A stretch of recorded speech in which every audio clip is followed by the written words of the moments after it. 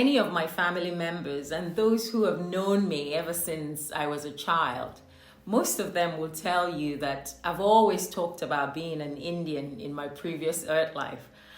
I was never sure about it, but I always had this strong feeling inside. And they were probably already tired of hearing it, so I learned to keep quiet about it. So it was no surprise when a few weeks ago my husband said to me, "Get yourself ready and meet me in India." I was like, "What?" I thought he was joking. I've always dreamt of visiting India at least once in this lifetime.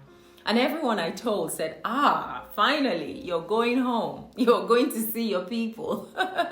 And as if the universe wasn't playing with me already.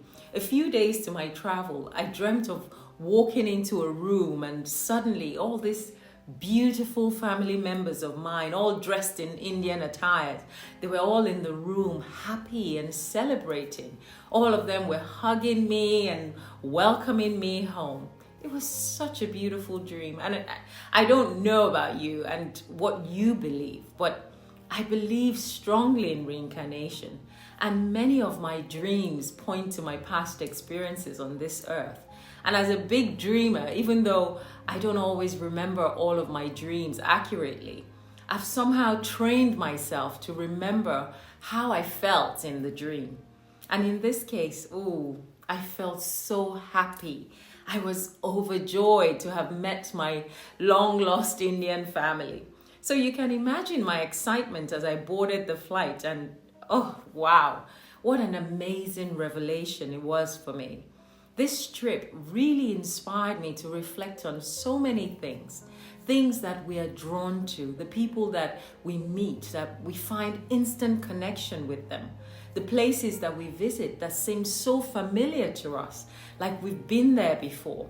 And as I arrived in Chennai and was being driven through the streets, heading to my hotel, even though it was so late at night, there was a familiarity that was almost impossible to describe. I felt at home. I felt like a teenager that left home for university and finally coming back home as an adult.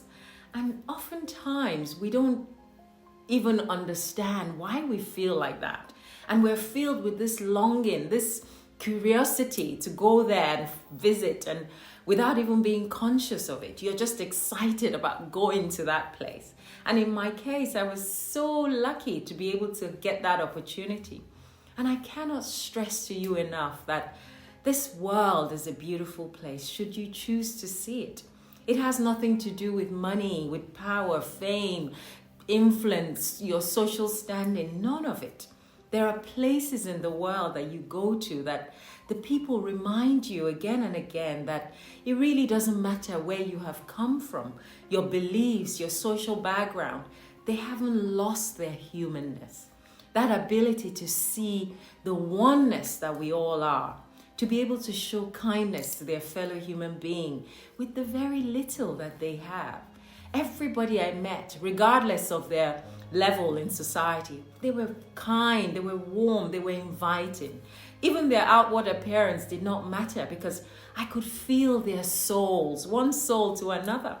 And I realized that even in their pursuit of earthly strife and struggle, there was still something in them that hadn't been lost, especially the women, despite the difference in their faith or their religion. Because I met Christian Indians, I met Muslim Indians, and I met Hindus, and yet there was something that united them all in their way of life, the basis of who they are.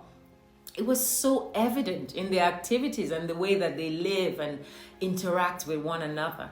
And I've been to many places around the world, places that you get to and there's a dense fog of selfishness and greed.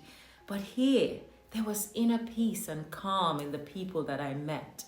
They were family oriented. Everyone wanted to talk about their family and how happy they are and how they are living harmoniously with each other, knowing that we all serve one creator. I felt good in this place. I felt so at home in India.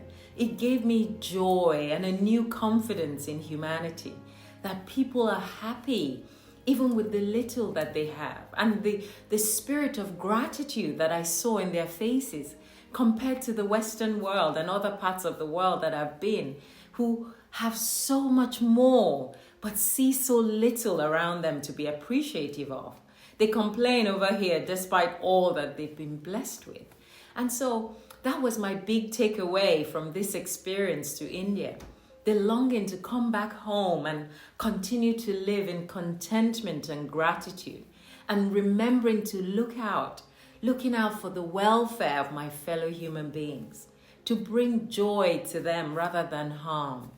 I think life makes much more sense when we are givers rather than takers.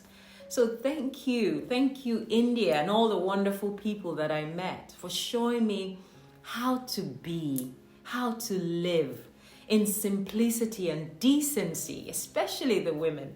There was a purity about them that I have not seen in Western women for ages. How to still retain the core of your being with beauty and grace. There are only 2 places in the world now that I've visited that on my way out, I was shedding tears.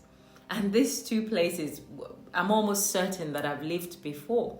Once when I went to the pyramids in Egypt, I felt the exact same way that I felt in India. I used to think I was an Indian, but now I'm almost certain that I was. So how about you? I'm wondering, have you ever experienced this? Have you ever gone to a place that felt so familiar to you? Or even met anyone that guaranteed you could just feel that you've known them before? It happens to me all the time, more often than I care to admit. And if you've ever experienced this, I want to know, are you open to the idea that you may have lived here in a previous earth life? I hope you are open, because sometimes it's so obvious that we are not meeting for the first time. And it probably won't be the last. So like I always say, be gentle with yourself and be extra gentle with others, because you just never know when you're going to meet again. So till next time, take good care and bye for now. And I hope you like the bindi on my forehead. Bye for now.